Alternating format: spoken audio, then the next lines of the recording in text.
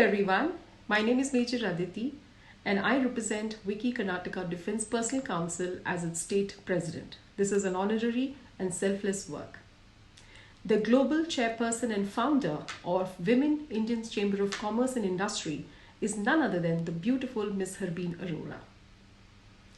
With the thought in mind of empowering women, which is the single simple motto of Wicci, we have collaborated with International Institute of Hotel Management under the leadership and the chairman, Mr. Suborno Bose, and the director, IIHM Bangalore, Ms. Sanchari Chowdhury, the beautiful one, along with her outstanding team of IIHM Bangalore.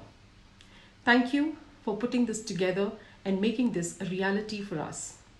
The workshop is designed specifically for Indian Armed Forces officers' wives, the Jawans' wives, and all the women officers serving and retired. This is a hospitality, skills, culinary workshop spread across the entire week. There are 4 sessions to be attended, and by end of the session, all of them will be certified. In fact, my youngest participant is just 16 years old.